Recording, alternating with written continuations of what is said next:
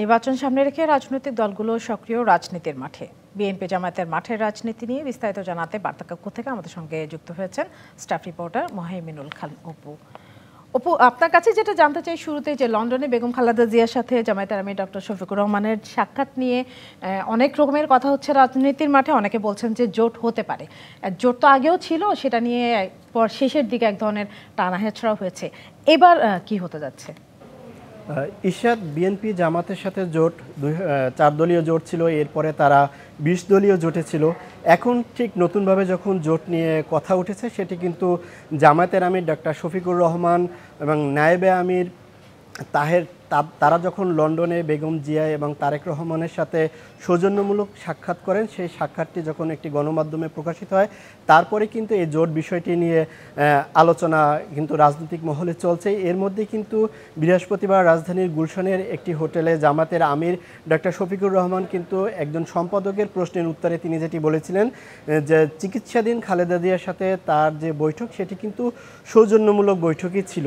যখন জোট বিষয়টি নিয়ে প্রশ্ন আসে, তখন কিন্তু তিনি হাস্যরস করে অনেকটা বলেন যে একটি চায়ের দোকানে বসেও যদি দুজন অপরিচিত মানুষ কথা বলে, সেখানেও রাজনীতি নিয়ে কথা হয়। সেক্ষেত্রে দুটি দলের শীর্ষ পদে থাকা নেতৃবৃন্দ যখন কথা বলেন, তখন তো রাজনৈতিক বিষয় নিয়ে আলাপ আলোচনা কিছুটা হয়েছে, এমন আভাসটি কিন্তু তিনি দিয়েছেন। তবে সুনির্দিষ্টভাবে যে কোনো কথা হয়েছে যে কবে নাগাদ নির্বাচন হতে পারে, এসব বিষয় নিয়ে কিন্তু তিনি কোনো সুনির্দিষ্টভাবে গণমাধ্যম বা ওই সম্পাদকের প্রশ্নের উত্তরে কিন্তু তিনি কথা বলেননি।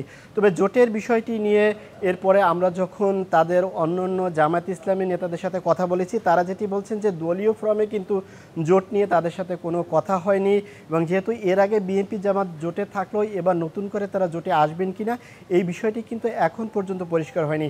তবে বিএনপি জামাত যখন বাকযুদ্ধে জড়িত ঠিক 5ই আগস্টের পরে, এই মুহূর্তে কিন্তু তারা অনেকটাই, গতকালকে আমরা যখন জামাতের কয়েকজন নেতার সাথে কথা বলেছিলাম, তারা যেটি বলছেন অনেকটা নমনীয় সুরেই কিন্তু তারা কথা বলেছেন যে তাদের সাথে আগে জোটই ছিল, নতুন করে তাদের জোট হতে পারে, তবে সেটি আলোচনার প্রেক্ষিতে।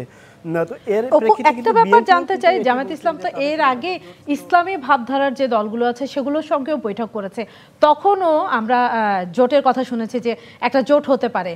আসলে কি হতে যাচ্ছে সেটা স্পষ্ট কিনা?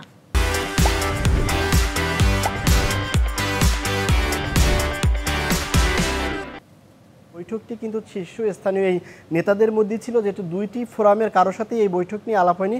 সুনির্দিষ্টভাবে কিন্তু জোট নিয়ে তারা এখন পর্যন্ত কিছু বলেননি। তবে যেটি ধারণা করা যাচ্ছে যে সময়ের সাথে সাথে এটি পরিষ্কার হতে পারে। ঈশাদ, অপু, আপনার কাছে আমি যেটা জানতে চাইছিলাম যে জামায়াত ইসলামী তো এর আগে ইসলামী ভাবধারার যে দলগুলো আছে সেগুলোর সঙ্গেও বৈঠক করেছে, তখনও কিন্তু আমরা জোটের কথা শুনেছিলাম যে হয়তোবা একটা জোট হতে যাচ্ছে। আসলে কি হতে যাচ্ছে সেটা স্পষ্ট কিনা? জামাতের সাথে বিএনপির যখন জোটের বিষয়টি নিয়ে কথা হচ্ছিল, এর আগেই প্রায় কয়েক মাস ধরে কিন্তু জামাত ইসলাম সহ ইসলামী যে অন্যান্য দলগুলো রয়েছে, বাংলাদেশ ইসলামী আন্দোলন, খেলাফতে মজলিস সহ অন্যান্য যে দলগুলো রয়েছে, তাদের সাথে কিন্তু জামাতে ইসলামের কিন্তু আলাপ আলোচনা চলছে জোটের বিষয়ে। তো এক্ষেত্রে কিন্তু এখন পর্যন্ত চূড়ান্ত কোনো সিদ্ধান্ত আসেনি। এখন পর্যন্ত তারা জোট হবে কিনা কোনো ইসলামী দল থেকেই কিন্তু এখন পর্যন্ত পরিষ্কার করেনি। তবে যে সকল রাজপথে আমরা আন্দোলন দেখেছি, যে ফিলিস্তিনি যে নির্বিচারে গণহত্যা হয়েছে, তার বিরুদ্ধে যখন বাংলাদেশের রাজধানী ঢাকাতে সোহরাওয়ার্দী উদ্যানে সমাবেশ হয়েছে, সেখানে কিন্তু ইসলামী ভাবধারার যে সকল রাজনৈতিক দলগুলো ছিল, তারা কিন্তু সবাই একই মঞ্চে কিন্তু বসেছেন। কিন্তু যখন গণমাধ্যমে যখন বিএনপি এবং জামাতের সাথে যখন একটি জোটের আভাস মিলছে বা সরাসরিভাবে তারা না বললো, তারা যেটি বলছেন, তখন কিন্তু এই ইসলামী অন্যান্য যে দলের নেতারা রয়েছেন, তারা কিন্তু কোনো ধরনের প্রতিক্রিয়া দেখাননি। তবে তাদের যে কর্মীরা রয়েছেন, আমরা সোশ্যাল সাইটে যে মন্তব্যগুলো দেখেছি, সেটি কিন্তু তারা এটির প্রতিক্রিয়া দেখাচ্ছেন। তারা চাচ্ছেন না যে বিএনপির সাথে জামাতে একটি জোট হোক।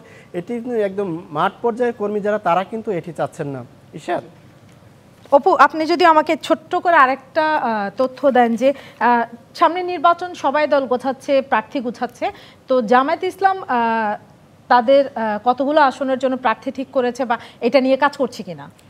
ঠিক যখন দুটি দলের মধ্যে নির্বাচন নিয়ে আলোচনা সমালোচনা চলছে, ঠিক ওই মুহূর্তে কিন্তু জামাত যখন চাচ্ছে যে জুনের ভিতরে যদি নির্বাচন হয়, সেক্ষেত্রে তারা কোনো আপত্তি করবে না। তবে এক্ষেত্রে কিন্তু জামাত নিজেদের দলীয় ফর্মে কিন্তু এখন পর্যন্ত সম্ভাব্য 290 জন প্রার্থী কিন্তু তারা বাছাই করেছেন। তবে এটি চূড়ান্ত প্রার্থী সেটি কিন্তু তারা বলছেন না। তবে আপনাকে যদি আরেকটু বলি যে জামাতের আমির যিনি রয়েছেন তিনি মিরপুরের একটি আসন থেকে নির্বাচন করবেন এবং জামায়াত ইসলামের যে সেক্রেটারি অধ্যাপক মিয়া গোলাম পরোয়ার তিনি খুলনার 5 আসন থেকে নির্বাচন করবেন এবং পটুয়াখালী 2 থেকে মাসুদ তিনি নির্বাচন করবেন এবং কিছু কিছু প্রার্থীর নাম গণমাধ্যমে আসলেও কিন্তু তারা 290 জন সম্ভাব্য প্রার্থী তারা চূড়ান্ত করেছেন।